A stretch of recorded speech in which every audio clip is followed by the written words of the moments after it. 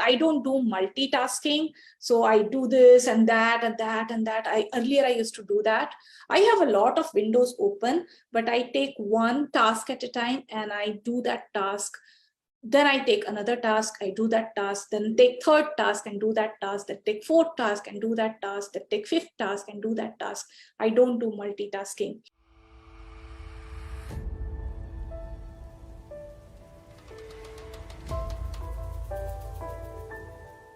Hey dear professional artist, in this video I'm going to share 10 productivity hacks I personally use for becoming more productive in my every single day.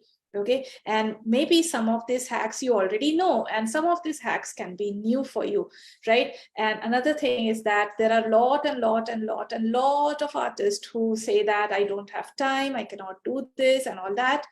But when I share productivity hacks, they don't implement it in their life. They just listen to it and they forget it. And then again, they say that I don't have time for my family. I don't have time for my friends. I don't have time for my business.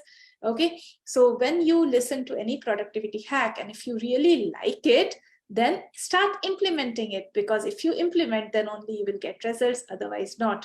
The first tip, which is the most important tip, which saved me years and years and years and years of struggle, that is, go and get a mentor.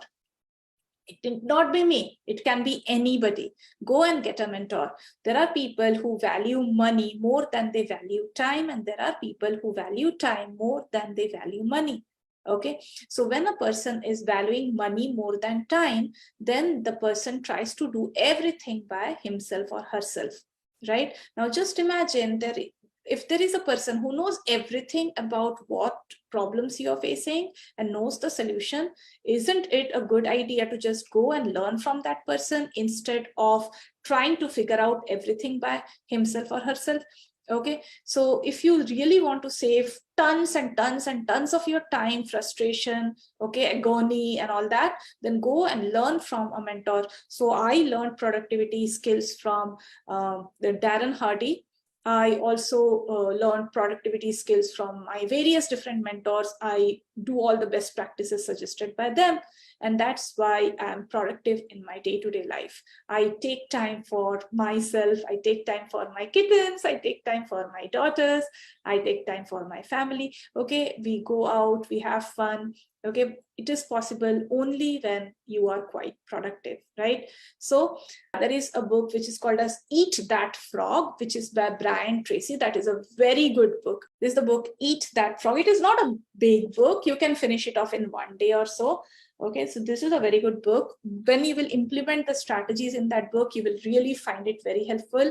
So read that book, Atomic Habits. It is absolutely wonderful. James Clear, the author of the book, is James Clear.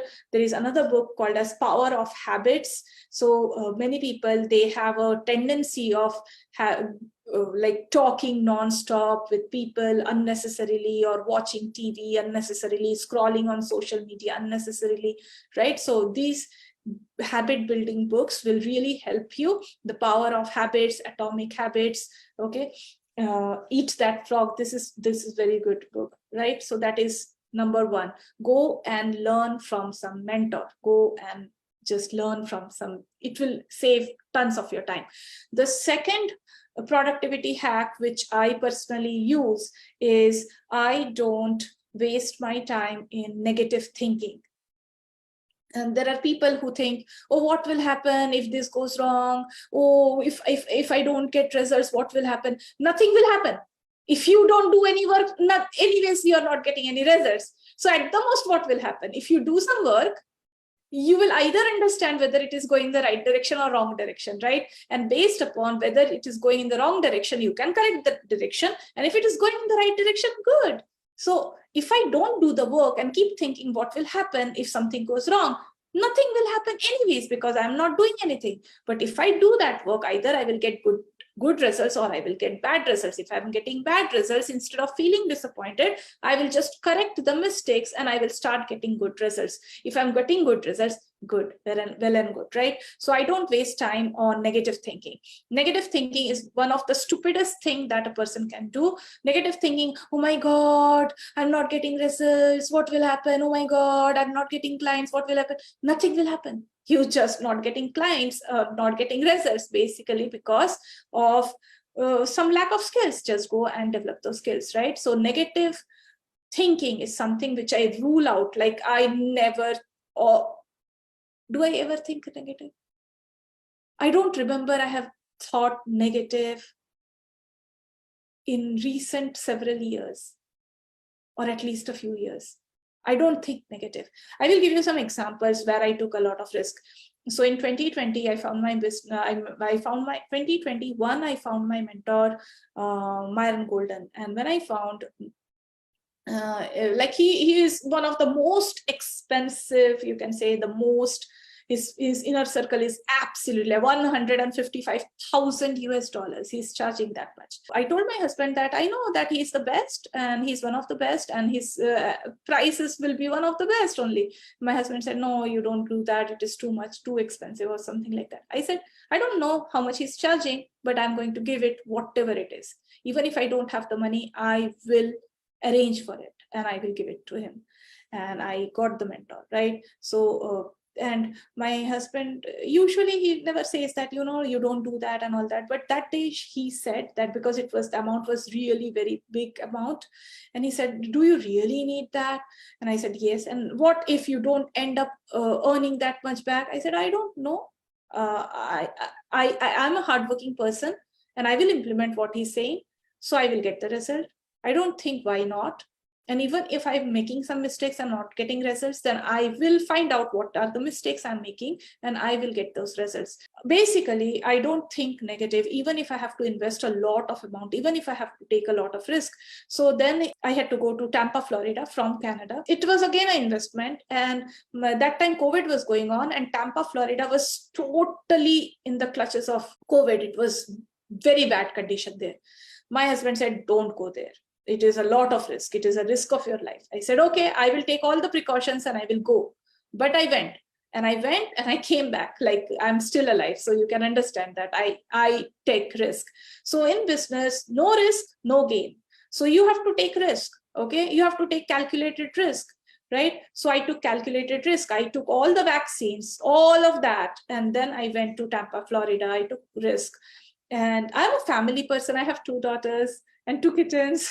So, and then I feel that, you know, if you have to grow in life, you have to take risk, right? People who don't take risk, they don't even understand why it is important, right? And the biggest risk is wasting time. The biggest risk is not taking action. The biggest risk is not improving yourself. So I understand that. So I take risk. I invest money on myself, on my business. I keep learning. I keep investing on myself. Okay, so that is the second point. The second point is I don't waste time on negative thinking, whether it is related to investing money, whether it is related to taking risk. I do that. I don't think what will happen if it doesn't work. Okay, day before yesterday, I was talking to one of my students. She went on that route, what will happen kind of thing. And I said that, see, if I tell my husband that tomorrow morning I will make veggie sandwiches, right? So do I really know if I will be alive tomorrow morning? No, I'm not sure, right? I don't have Doraemon's time machine and I haven't gone there and saw in front of my eyes that, oh, I'm making sandwiches, right? So we are not thinking negative when we have small goals. What is that goal? Tomorrow I will make veggie sandwich, right? So for a small goal, we don't think negative. Should we think negative for big goals? No, we shouldn't. For bigger the goals, the more positivism should be there. The bigger the goals, the more power we should have in our brain. The bigger the goal, the more we should put our positive foot forward, right? So I told her and she understood. And I said that, see, you are taking care of your 6-year-old son. Do you even know how long he will live? Do you even know whether he will become a good person or a bad person? No, you are doing everything which a mother can do only because you have faith that he will become a good guy and he will live a long, long time, right? Okay, so you are not thinking about bad things. Why? Because you are living in faith. In running a business, we have to live in faith. If you have big goals, you have to live in faith, not in doubt, right? So I don't think negative. That is the second point. The third point, which I do in my business is, this can be very simple for you, but I wear a office dress. Even if I'm home, even if I don't have to go for any meeting, even if I don't have to go out, even if I don't have to face the camera, I always wear office meeting. I have noticed that the day I don't wear office dresses, at that day, my productivity is less. Maybe this is new for you.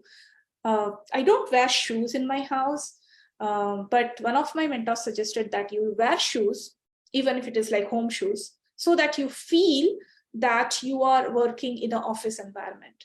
You are not working just, even if I'm working from home, I always work from home, but even if I'm working from home, I always wear office dress. That is because it impacts a lot on my brain.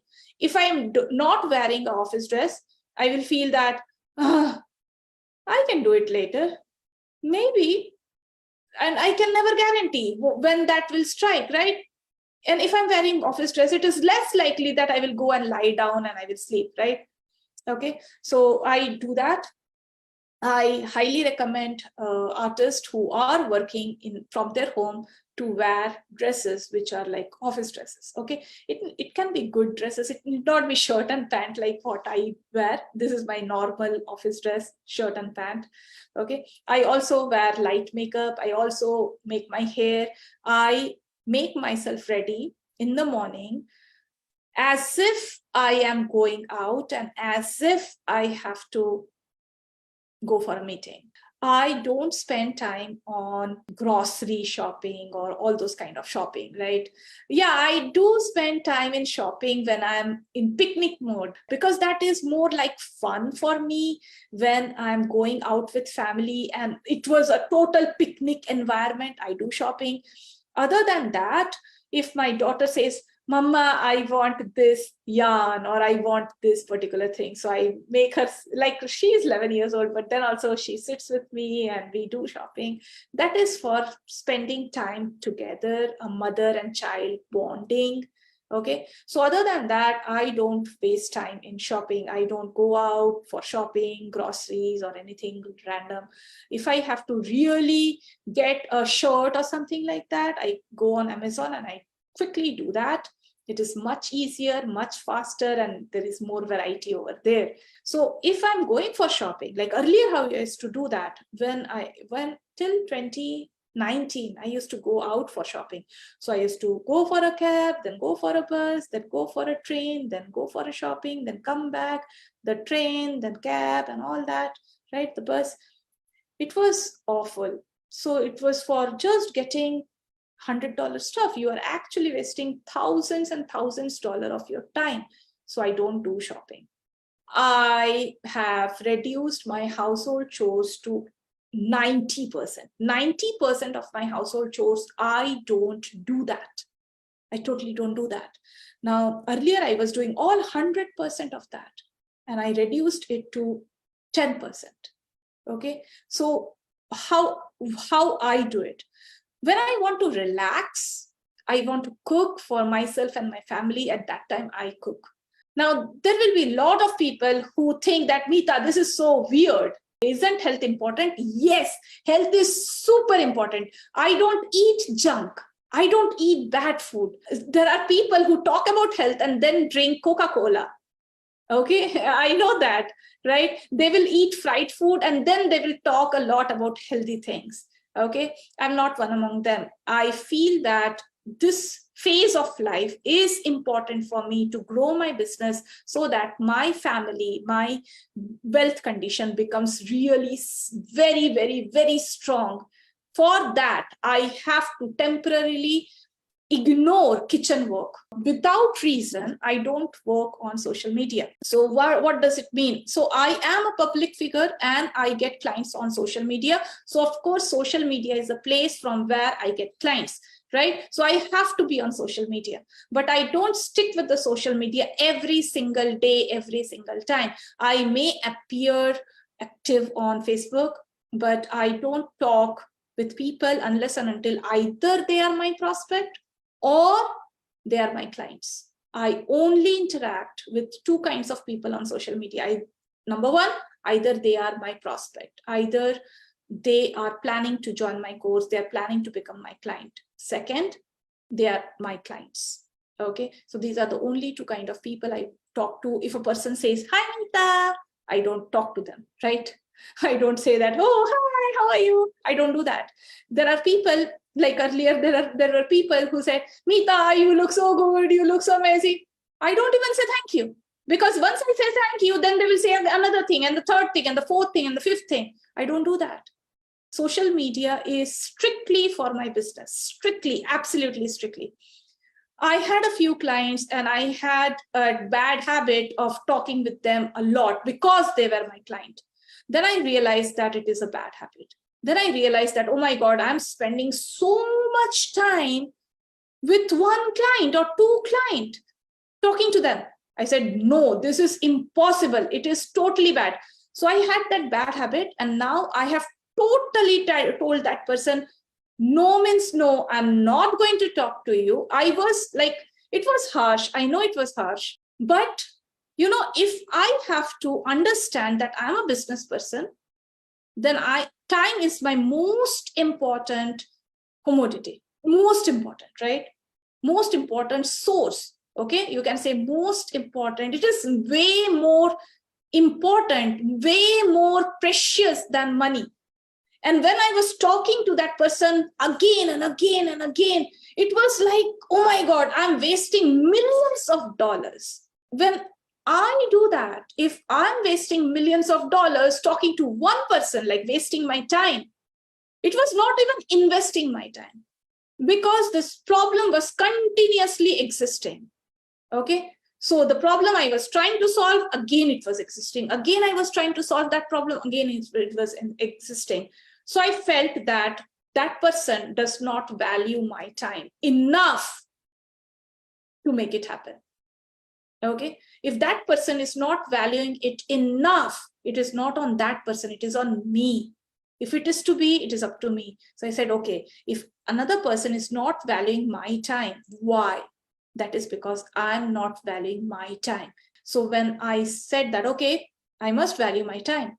So I stopped talking to that person unnecessarily on social media. I write what I have to accomplish that particular day. I'm not too serious. Like I don't write small things which I have to do, but I write big chunks. So for example, today I have to create the script of one of my ads.